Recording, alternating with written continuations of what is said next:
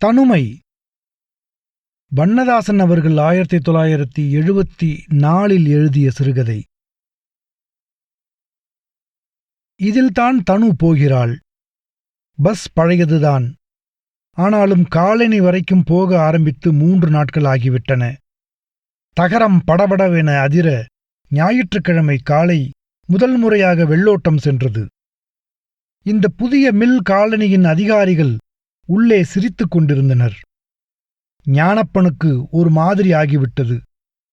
Bus கக்கிவிட்டுப் போன புகை கலைந்து பாதையை விழுங்கும்போது உடைமரங்களுக்கும் தேரி மணலுக்கும் மத்தியில் மடமடவென உருவாகிவிட்ட இந்த காலனியிடம் தன் சம்பந்தத்தை அவன் இழந்து போனதாகவே தோன்றியது. தனு அங்கேயே வீட்டுப்பக்கம் ஏறிக்கொள்வாள், இறங்கிக் கொள்வாள். ஒரு வகையில் மகிழ்ச்சி. தன்னுடைய பலகீனமான காலை இழுத்து இழுத்து ஒரு அழகான சோகமாக அவள் இத்தனை தூரமும் நடந்து வர வேண்டும். முன்பு போல் இவனுடைய காலேஜ் வாசலோடு நின்று போகிற டவுன் பஸ்ஸிற்காக அவளுடைய குறையின் தாழ்வுடன் எல்லோருடனும் காத்திருக்க வேண்டாம். இனிமேல் நேருக்கு நேர் பார்க்க முடியாது. இந்த ஆர்ஃபனேஜ் மர நிழல்களுக்கு கையில் புஸ்தகத்துடன் ஞானப்பன் இனி வரவேண்டிய அவசியமில்லை. பழையபடி தெற்கே தள்ளி உடைமர காடுகளுக்குள்ளே போய்விடலாம். எங்கே பார்த்தாலும் மணல், எங்கே பார்த்தாலும் முள். விசுக் விசுக்கென்று சில்லாட்டான் ஓடும், அல்லது பருத்து வளர்ந்த ஓணானாகத் தலையாட்டும். ஆளற்ற தனிமையில் அஸ்தம வானம் கீழிறங்கி சிவக்கும். லட்சக்கணக்கான மனிதர்கள் புதையுண்டது போல் கை வைத்த இடமெல்லாம் எலும்பு முள்ளும் முண்டுமாக அகப்படும்.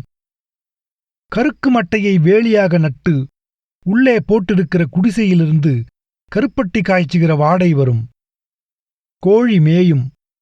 நத்தைக்கூடுகள் நெல்லிக்காய் நெல்லிக்காயாக அப்பியிருக்கிற முள்ளை வெட்டி இழுத்து கொண்டு போகிறவளின் உடம்பு பாடத்தை விட்டு விளக்கும். பல தடவை பேச்சு கொடுத்த பிறகு சிரிக்கிறதற்கு மட்டும் தழைந்திருந்த ஒருத்தியின் கருத்த கொலுசு கால்கள் மண்ணை அரக்கி அரக்கி நடக்கும். நடக்க முடியாமல் நடக்கிற தனுவுக்கு ஆர்ஃபனேஜின் வழியாக குறுக்காகச் சென்றால் பஸ் நிற்கிற காலேஜ் வாசலுக்கு போய்விடலாம் என்பது தாமதமாகத்தான் தெரிந்திருக்கும். அவள் பெயர் தெரிந்தது அன்றுதான். தனு, இந்த வழியா போயிரலாமாடி என்று எப்போதும் கூடச் செல்கிற பையன் காட்டினான். அவள் தம்பி, யூனிஃபார்ம் அணிந்த அவளின் சின்ன வழித்துணை. ஞானப்பன் எதேச்சையாக அன்று ஆர்ஃபனேஜிற்கு படிக்க வந்திருந்தான். படித்து முடித்துவிட்டு ஹாஸ்டலுக்கு திரும்புகிற வேளையில் பீடி தேவையாக இருந்தது. கொஞ்ச நேரம் நின்று கொண்டிருந்தான். சின்ன வேப்பங்கன்றுக்கு கீழே டயர் போட்ட மொட்டை வண்டியின் நோக்காலில் உட்கார்ந்து பள்ளிக் கட்டிடத்திற்கு முன்னால் உள்ள கொடிக்கம்பத்தை பார்ப்பது போல் பார்வை. வட்டமாக குறுக்குச் செங்கல் பதித்து உள்ளே பீனாரி பூச்செடி நட்டிருந்தார்கள். அந்த பூவும் செடியும் அவனுடைய ஊருக்கு இறங்க வேண்டிய ரயில்வே ஸ்டேஷனிலும் சிறுவயதிலிருந்து உண்டு. கல்வாழைகள் அப்போது வந்திருக்கவில்லை. ஊர் ஞாபகம். இரவில் இறங்குகையில் நிலா வெளிச்சத்தில் கோடாக மினுங்குகிற குளிர்ந்த தண்டவாளம், லாந்தல் சத்திரம், மினுக்கட்டாம் பூச்சிகள் எல்லாம் ஒவ்வொரு பூவிலும் தெரிந்து கொண்டிருந்த போதுதான், தனு, இந்த வழியா போயிரலாமாடி என்ற சத்தம். கைலியை இறக்கிவிட்டுக் கொண்டு நோக்காலில் இருந்து இறங்கினான்.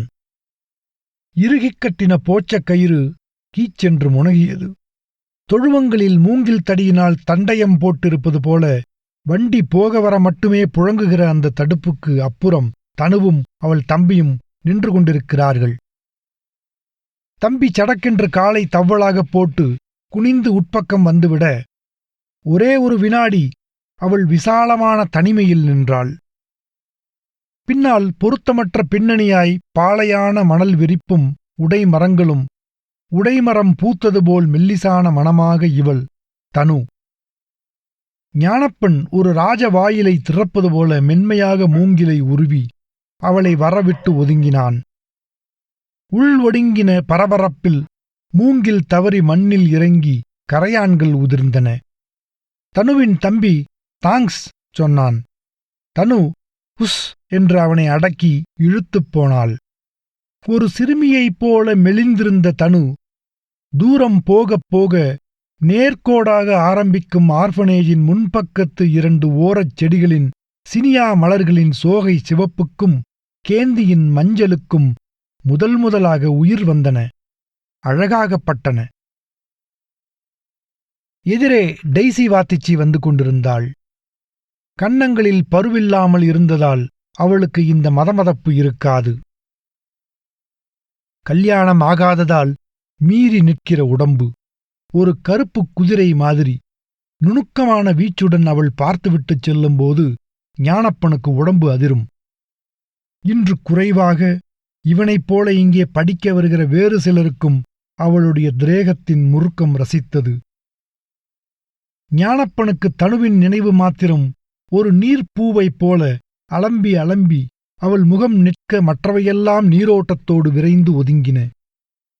டெய்சி வாத்திச்சி நதியில் மிதந்த செம்பருத்திப் பூவாய் அள்ளுகிற குடத்தில் புகுந்துவிட விரலை முட்டி முட்டி விலகிக் கொண்டிருக்கிறாள். அவளை போன வருஷத்திலிருந்தே அவனுக்குத் தெரியும். ஒரு டிசம்பர் மாதம் ஹார்மோனியம் நடைவண்டி நடையாக கேட்டது. 10-15 பையன்களின் கூச்சலுக்கு மத்தியில் ஒரு பையன் கொஞ்சம் துணிச்சலாக ஒவ்வொரு பல்லாக அழுத்திக் கொண்டிருந்தான். இடம் ஆரம்பித்து வளம், கண்டமத்தியில் ஆரம்பித்த இடம். இதற்குள் துருத்தியை அமுக்குகிற விரல் மறந்திருக்கும். கிரர் என்று பெட்டி கம்மும்போது ஒரு சிரிப்பு. ஞானப்பன் போய் நின்றான். பையன்கள் விலகினார்கள். ஞானப்பன் சிரித்தான். அவன் கைப்பழக்கமாக வாசிப்பான், சினிமா பாட்டு வரை. படிங்க சார், படிங்க சார் என்று குரல்கள். என்ன பாட்டுடே படிக்க என்று கேட்டுக்கொண்டே அவன் தட்டுங்கள் திறக்கப்படும் என்று தொய்வாக வாசித்து நிறுத்திவிட்டு கேட்டான், என்ன பாட்டு சொல்லுங்க பார்க்கலாம். எனக்கு தெரியும், நான் சொல்லுதேன் சார். இந்த நல்லுணவை பாட்டு சார். ஞானப்பனுக்கு கடைசி பையன் சொன்னதை கேட்டதும் திக்கென்றது. இந்த நல்லுணவை தந்த நம் இறைவனை வணங்குவோம் என்று காலையில் அலுமினியத் தட்டும் தம்ளருமாக உட்கார்ந்து கொண்டு கோதுமை உப்புமாவுக்கும் மக்காச்சோள கஞ்சிக்கும் எதிர்பார்த்து பாடுகிற ஒரு தாங்க முடியாத காட்சி தெரிந்தது. அனாதைகளை மேலும் மேலும் அனாதைப்படுத்துகிற அந்தப் பாடலை இவன் வாசிப்பில் உடனடியாக உணர்ந்த பையனின் உயிரும் ஜீவனுமற்ற முகத்தை பார்த்து கொண்டே இருந்தான். ஞானப்பனுக்கு வேறு எந்த கிறிஸ்தவ கீதங்களும் நினைவுக்கு வரவில்லை. எல்லா கிறிஸ்தவ கீதங்களும் ஒரே ராக வடிவுதான் என்ற நினைப்பை அவனுக்கு உண்டாக்கின. எல்லாம் இயேசுவே, எனக்கெல்லாம் இயேசுவே. பாடலின் முதல் 2 வரிகளின் தடத்தையே மீண்டும் மீண்டும் வாசித்தான். பையன்கள் அடுத்த வரிகளை பாடினபோது அவனுக்கு சிலிர்த்தது. அந்த ஆர்ஃபனேஜின் அத்தனை வேப்பம்பூக்களும் பாடுவது போல, வரிசையாக டவுனுக்குள்ளில் இருக்கிற சர்ச்சுக்கு போய் வருகிறவர்களின் புழுதிக்கால்களின் பின்னணி போல, பால் மாவு டப்பாக்களில் தண்ணீர் மொண்டு மொண்டு வரிசையாக தோட்ட வேலை செய்கிறவர்கள் பாடுவது போல, வாரத்துக்கு ஒரு நாள் வருகிற கிழட்டு நாவிதனுக்கு தன் பிடரியை குனிந்து முகம் தெரியாத அம்மாவின் முகம் நினைத்து அழுது கொண்டிருக்கிற பையனின் சோகம் போல, எந்த சத்துக் குறைவாலோ ஒட்டுவாரொட்டியாக எல்லா பையன்களிலும் கைகளிலும் வருகிற அழுக்குணிச் சிறங்கிற்கான பிரார்த்தனை போல, கிணற்றடியில் உப்பு நீரை இறைத்து இறைத்து ட்ரௌசரை கழற்றி வைத்துவிட்டு அம்மணமாக குளிக்கிற முகங்களில் எழுதப்பட்டிருக்கிற அழுத்தமான நிராதரவின் குரல் போல, 2 பைசா ஒன்று பள்ளிக்கூட கிணற்றில் விழுந்துவிட அசுரத்தனமாக தண்ணீரை இறைத்து இறைத்து ஏமாந்து கொண்டிருந்த சிறுவர்களின் பம்பரக் கனவுகள் போல. ஞானப்பன் மேலே வாசிக்க ஓடாமல் நிமிர்ந்தபோது டெய்சி வாத்திச்சி வாசலில் நின்று கொண்டிருந்தாள். பையன்கள் கலைந்து நகர்ந்தார்கள். இவனின் வாசிப்பை பாராட்டினாள். வாசலில் கையூன்றிச் சிரித்தாள். ஞானப்பனுக்கு ஒரேயடியாக அந்த இடத்தில் அவளை அடித்துத் தள்ள வேண்டும் என்று தோன்றியது. டெய்சி வாத்திச்சியின் பார்வையைப் போலவே சைக்கிளில் போகிற ஒரு இங்கிலீஷ்கார பெண்ணையும் ஞானப்பன் சகித்துக் கொள்ள வேண்டியிருந்தது. அவளை அநேகமாக லீவு நாட்களில் காலையிலிருந்தே 2 தடவை பார்த்துவிடலாம். முதல் ஷிப்ட் வேலைக்காக கையிலில் தூக்குச்சட்டியை கோத்துக்கொண்டு ஓட்டமும் நடையுமாய்ப் போகிற ஜனங்கள், பதநீர் குடிக்கிறவர்கள், முதல் சங்கு ஊதின பிறகு அவசரமாக வடையை, ஊறுகாய் தடையை வாங்கிக் கொண்டு போகிறவர்கள், ராத்திரி ஷிப்ட் முடிந்து பஞ்சும் தலையுமாக டீக்கடையில் பேப்பர் படிப்பவர்கள், அவர்களின் சைக்கிள்களில் தொங்குகிற தூக்குச் சட்டிகள். இவர்களுக்கு மத்தியில் இந்த பெண்ணின் குடும்பமே சைக்கிளில் சர்ச்சுக்குப் போகும். அப்பா, அம்மா எல்லாருமே ஒவ்வொரு சைக்கிளில். ஒரு பள்ளிக்கூட பெண்ணின் அமைப்பு அலைமீறின அவளுடைய பாரமான உடம்பும் பெரும் தொடையும் பிதுங்க அவள் செல்லும்போதெல்லாம் அவன் அனாவசியமான ஒரு அருவருப்பை அடைய நேர்ந்திருக்கிறது. கொஞ்ச நேரத்தில் இதையெல்லாம் கழுவி விடுவது போல தனு வருவாள். அந்த தனுவை இனிமேல் ஜாஸ்தி பார்க்க முடியாது. மறுபடியும் சிகரெட்டிலிருந்து பீடிக்கு மாறி கைலியை மடித்துக் கட்டிக்கொண்டு அலைய வேண்டியதுதான்.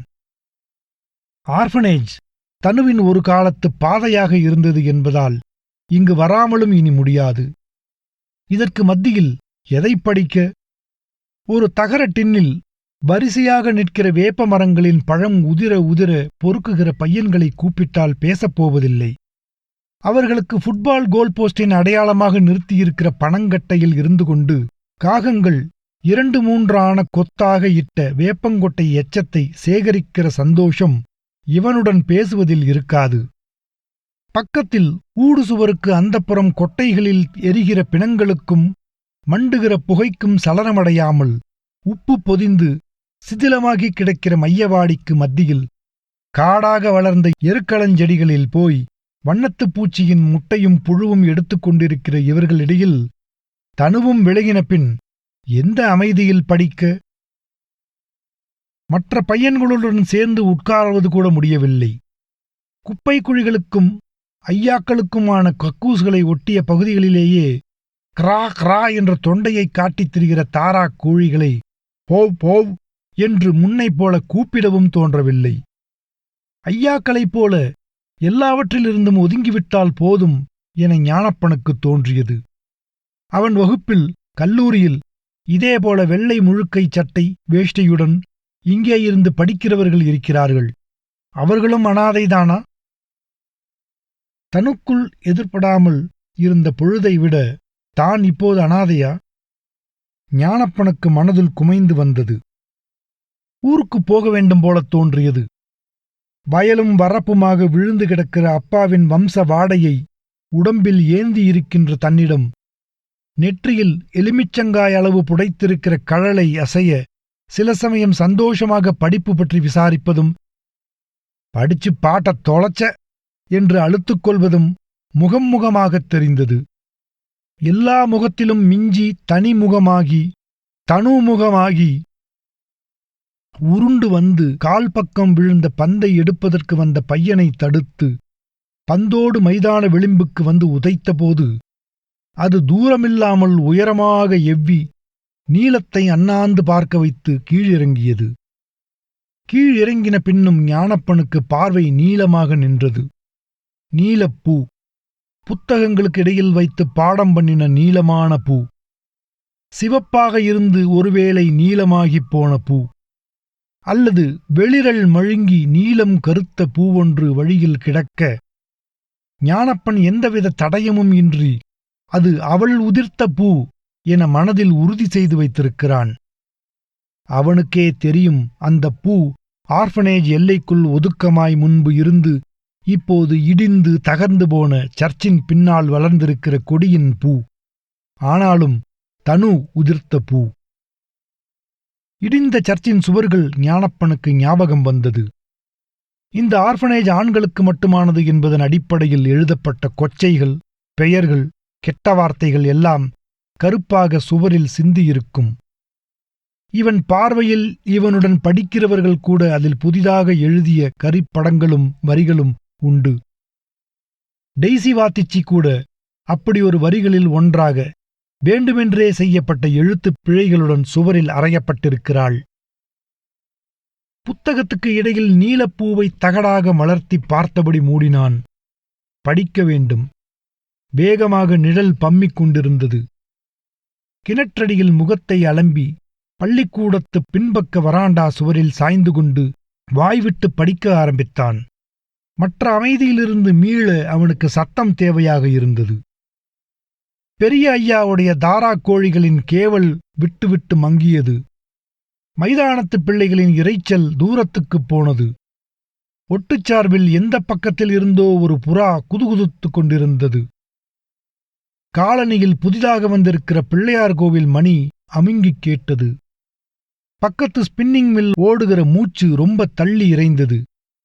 மழை வருமா என்ன? சென்ற மழைக்காலம் அடர்த்தியாக இருந்தது. வானம் நினைத்து கொண்ட போதெல்லாம் மழை. அநேகமாக மாலைதோறும் கருக்களுக்கு முன்னாலேயே ஹாஸ்டலில் விளக்கெரியும். அடைந்து கொண்டிருக்க முடியாமல் ஞானப்பன் வெளியே அப்போதுதான் வந்திருப்பான். மழை விழுந்தது. திரும்ப முடியாமல் வலுத்து அரைந்தது. மண்ணும் சூடுமாக ஒரு நிமிஷம் வாசனை நெஞ்சை அடைத்தது. பனைமரங்கள் ஒரு பக்கமாக நனைந்து கண்ணங்கருப்பாயின. பன்றிகள் மசமசவென்று அலைந்தன. அவுரிச் செடி சந்தனத் தெளிப்பாக பூத்து மினுங்கியது. ஞானப்பன் ஆர்ஃபனேஜ் வாசலுக்குள் ஓடி வாசல் பக்கத்து மரத்தடியில் நின்றான். பின்னும் நனைந்தது. முன் கட்டிடத்துக்கு ஓடினான். புறத்தே வகுப்புகள் இருப்பது போல இவைகளிலும் இருந்தன. 6 முதல் 8. உள்ளே ஏறின பிறகு தெரிந்தது டெய்சி வாத்திச்சியும் நின்று கொண்டிருந்தாள். புடவை தலைப்பை முக்காடாக இழுத்து ஓரத்தை பல்லிடுக்கில் கவ்வினபடி நனைவதற்கு முன்பு வந்திருக்க வேண்டும். ஒரு வெள்ளாட்டுக்குட்டி சுவரோரமாக ஒண்டி ரஸ்தா பக்கமாய்த் தலை திரும்பி நின்றது. கீழே புழுக்கை. காவல்கார வயசாளி குப்பை வாளியை பக்கத்தில் வைத்துக்கொண்டு துவண்டது போல் மடங்கி புகைத்துக் கொண்டிருந்தான். டெய்சி வாத்திச்சி கொஞ்சமும் அசையாமல் நின்றாள். வெளியே காம்பவுண்டுக்கு அப்புறம் பார்வையை தொலைத்துவிட்டு வெறுமனே நின்றாள். வெளியே பெய்கிற கனத்த மழை அவளை அவளின் சுபாவங்களிலிருந்து விலக்கி கட்டி போட்டிருந்தது. டெய்சி வாத்திச்சி மெல்லிய திரைக்கு அப்புறம் தெரிகிறது போல் துல்லியமான ஒரு புதிய வடிவில் இருந்தாள். ரஸ்தாவில் ஓடத்தைப் போல தண்ணீரை சுருட்டி எறிந்தபடி பஸ் வந்து நின்றது. சார்புகள் போட்டு மூடின பஸ் ஸ்டாப்பின் பக்கவாட்டு ஓடைகளிலிருந்து குலுங்கி தண்ணீர் கொட்டியது. பஸ் திரும்பி நின்றதும் டெய்சி வாத்திச்சி அவசரமாக ஓடினாள். தனுவைப் போல் அல்லாமல் முதிர்ந்து முற்றலாக இருக்கிற டெய்சி வாத்திச்சி இவ்வளவு புறக்கணிப்பாக கூட நின்று செல்ல முடியுமா? ஞானப்பனுக்கு யோசனை. சிறு குரலில் ஆட்டுக்குட்டி கத்தியபடி சுவரில் ஏறி நின்றது. தனுவின் கல்லூரியில் இருந்து புறப்படுகிற காலேஜ் டு காலேஜ் பஸ் வர நேரம் உண்டு. மழையினால் பிந்தி வரலாம். காலனியில் இருந்து 2-3 அம்மாக்கள் அலுமினிய பெட்டி சுமந்து இறங்குகிற குழந்தைகளை கூட்டிப் போக குடையுடன் நின்று கொண்டிருந்தார்கள். காலேஜ் வாசல் பக்கம் காலையில் பதநீர் விற்ற பனையோலை பட்டைகள் மேலும் நனைந்து பச்சையான குவியலாக கிடந்தன. மஞ்சள் ஆட்டோக்கள் ஈரமான ரோட்டை சிலுப்பிக் கொண்டு காலனி பக்கம் சீறின. உள்ளே இருக்கிற குழந்தைகள் கையை அசைக்க ஞானப்பன் சிரித்து பதிலுக்கு அசைத்து காலேஜின் 2வது வாசலுக்கு நடந்தான். ஹாஸ்டலின் வாசலில் தையல்காரன் மிஷினோடு நிற்பது தெரிந்தது. மில் ஓடுகிறது மாத்திரம் நன்றாக கேட்டது. புஸ்தகத்துக்குள் அமிழ்ந்து மௌனமாக வாசிக்கும்போது மௌனம் இளகி ஓடி அலையலையாகி மத்தியில் தனு அலம்பி நின்றாள். ஒரே வரியில் வழுக்குமரம் ஏறின வெறும் வாசிப்பை மறுபடியும் ஆரம்பித்த பொழுது வராண்டாவில் ஏறி டெய்சி வாத்திச்சி உள்ளே வந்தாள். படிப்பு நடக்கிறதா என்பதாகச் சிரித்தாள். கொடைய வச்சிட்டு போயிட்டேன். செருப்பை கழற்றி போட்டபடி சொன்னாள். செருப்பில் விரல்கள் வழுவழுவென ஆழமாக பதிந்திருந்தன. பூட்டை திறந்து வாசலுக்கு இடதுபுறம் இருக்கிற ஜன்னலில் கைக்குட்டைக்கு பாரம் வைத்தது போல் பூட்டும் சாவியும் இருக்க உட்சென்றாள். கையில் குடையோடு ஞானப்பனை பார்த்து கேட்டாள், நாற்காலி வேணுமா? இல்ல, வேண்டாம், நேரமாச்சு, போக வேண்டியதுதான். கவனமாக பூட்டை இழுத்துப் பார்த்தாள். கைக்குட்டை கீழே விழுந்திருந்தது. நேரமாயிட்டதுன்னா லைட்டை போட்டுக்கிறது. கைக்குட்டையை எடுத்து மூக்கை சுவிட்சை காட்டிச் சுளித்தாள். கால் செருப்பை தேடி நுழைத்துக் கொண்டிருந்தது. இல்ல, வேண்டாம். ஞானப்பன் புஸ்தகத்தை நீவினபடி அவளை பார்த்தான். தனலட்சுமிதான் வேணுமாக்கும். ஒரு அடி முன்னால் வந்து சடக்கென்று இழுத்துச் சாத்தியது போல் ஞானப்பனை அணைத்து இறுக்கிவிட்டு இறங்கி நடந்தாள். இருட்டும் வெளிச்சமுமாக கிடந்த ஆர்ஃபனேஜ் ஞானப்பன் எட்டிப் பார்க்கையில் தடதடவென்று அந்த பஸ் எரிந்து கொண்டே போனது. ஸ்டாப் இல்லாவிட்டால் கூட டெய்சி வாத்திச்சி வழியிலேயே கையை காட்டி நிறுத்தி நிச்சயம் ஏறிக்கொள்வாள்.